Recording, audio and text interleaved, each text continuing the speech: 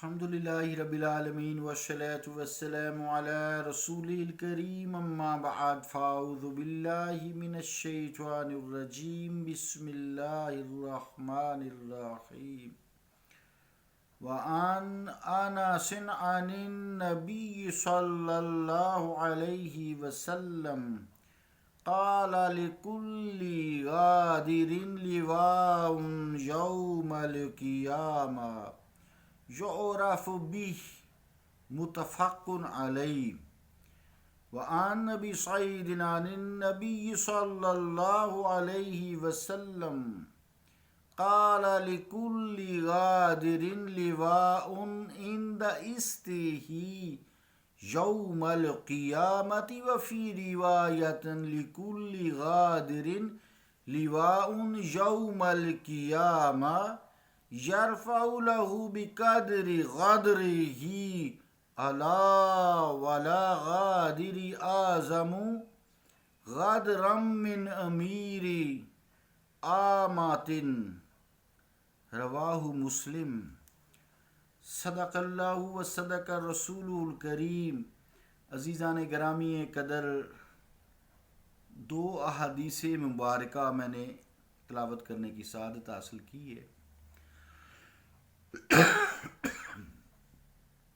ان کا ترجمہ سماعت فرمائیں۔ روایت ہے حضرت انس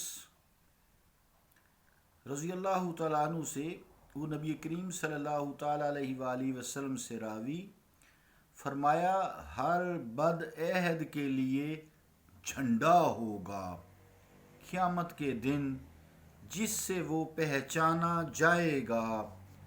مسلم و بخاری۔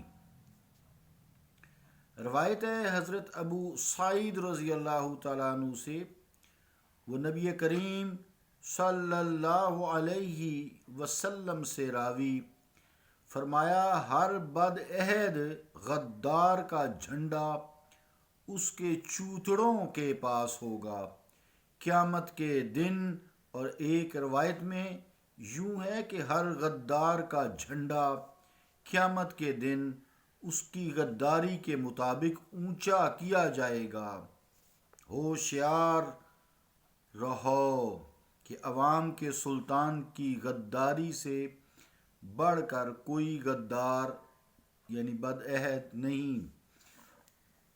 مسلم۔ اللہ اور اس کے رسول کا قول سچا ہے۔ عزیزان گرامی قدر، دونوں ہی احادیث کا مطلب غداری اور بد عہدی کی سزا ہے، اس لیے دونوں اکٹھی آج میں نے تلاوت کی ہیں۔ ایک تو یہ معلوم ہوا ان احادیث مبارکہ سے ہمیں کہ قیامت میں مجرموں کے جو جرم ہیں ان کے نشانات سے پہچانے جائیں گے۔ جیسے پیشہ ور بکاری ہے نا، یہ سڑکوں پہ جو مانگتے پھرتے ہیں، شاید ایک پڑھے لکھے بکاری بھی ہوتے ہیں، مختلف طریقوں سے مانگتے ہیں، کوئی زکوٰۃ مانگ رہا ہے، کوئی خیرات مانگ رہا ہے، کوئی صدقات مانگ رہا ہے۔ تو حدیثوں میں آتا ہے یہ اللہ کے حضور جب پیش کیے جائیں گے تو ان کے چہرے پر گوشت ہی نہیں ہوگا، دور سے پتہ لگے گا کہ یہ جس منہ سے مانگتے تھے اس پہ اب گوشت ہی نہیں ہے۔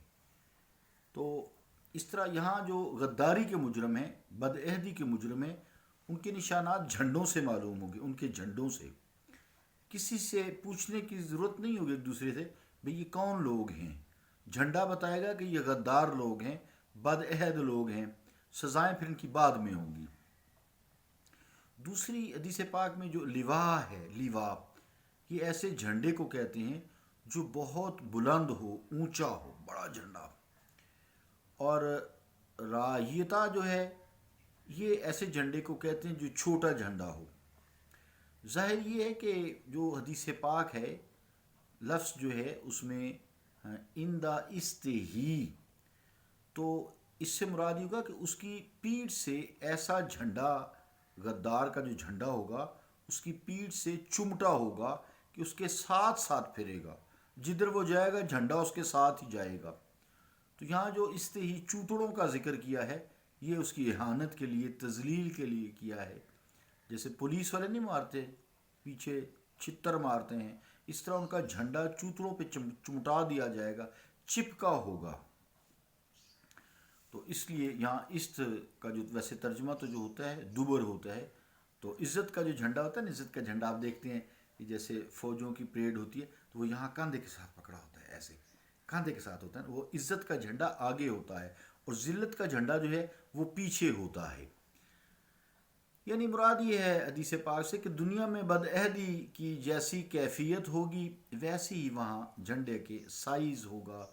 تو اس کے جو آگے آخر میں ہیں کہ اس کی نوعیت جو ہے جھنڈے کی یہ ہوگی، اور آخر میں جو فرمان عالی ہے اس کے 3 معنی ہو سکتے ہیں۔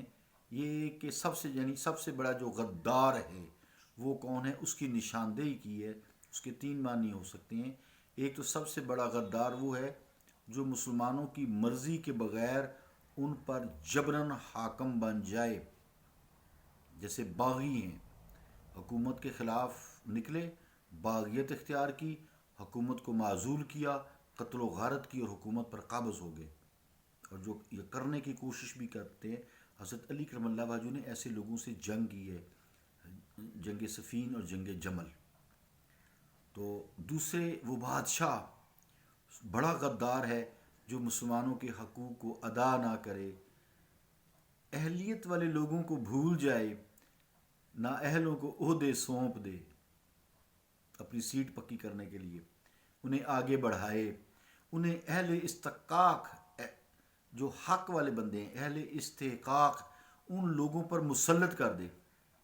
یہ دوسرا بڑا غدار ہوگا، ایک باغی جو حکومت کے خلاف نکلتے ہیں اور حکومت پر قبضہ کرنے کی کوشش کرتے ہیں، کیونکہ حکمران اللہ تعالیٰ کی طرف سے ہوتا ہے۔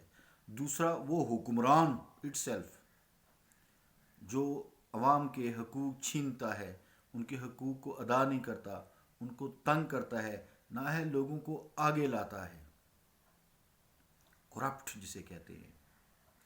اور تیسرے جو سب سے بڑا غدار ہوگا وہ شخص جو امیر ہے، عام امیر ہے، بادشاہ اسلام ہے، اس سے بدعہدی کرے، یعنی اس کی حکومت کے خلاف جو ہے فتنہ فساد کی آگ بھڑکائے، لوگوں کو ان کے خلاف کرے، حالانکہ اللہ تعالیٰ نے اس کو حکمرانی دی ہے۔ وہ شخص بھی سب سے بڑا غدار ہے، اس کا جھنڈا بھی سب سے بڑا ہوگا اور اس کے چوتڑوں کے ساتھ چمٹا دیا جائے گا آخرت میں۔ چونکہ یہ تینوں قسم کے غداروں کا جو جرم ہے وہ بدعہدی ہے، غداری ہے۔ کیوں؟ اس لیے کہ یہ بڑے غدار ہیں کہ ان کی اس غداری سے دین کو نقصان پہنچتا ہے، ملک کو نقصان پہنچتا ہے، ملک میں توڑ پھوڑ ہوتی ہے، یا اگر حکمران ہے تو وہ غلط معاہدے کر لیتا ہے، یا پھر سرحدوں کی حفاظت کو ڈھیلا کر دیتا ہے، یا لوگوں سے مال بٹور لیتا ہے دوسرے ممالک سے۔ یہ ساری باتیں آپ کو پتہ ہیں، بات زیادہ کرنے کی ضرورت نہیں ہے۔ اس لیے کہ اس بدعہدی کا اثر دین پر بھی پڑے گا، ملک پر بھی پڑے گا، قوم پر بھی پڑے گا۔ تو ان غداروں کا تعلق جو ہے عام لوگوں سے بھی ہے اور خاص لوگوں سے بھی ہے۔ یہ تینوں قسم کے غدار جو میں نے آپ کو بتائیں بدترین غدار ہیں، بدترین بدعہد ہیں اور اول درجے کے بدعہد ہیں۔ قرآن و سنت نے انہیں یہی قرار دیا ہے، اسی کے مطابق میں نے گفتگو بھی کی ہے۔ اللہ رب العالمین ہمیں بدعہدی کے جرم سے بچائے، چاہے وہ خالق سے ہو، چاہے وہ مخلوق سے ہو، چاہے وہ حکمران سے ہو، چاہے وہ امیر سے ہو، چاہے وہ اپنے عام چھوٹے دفتر کے سربراہ سے ہو۔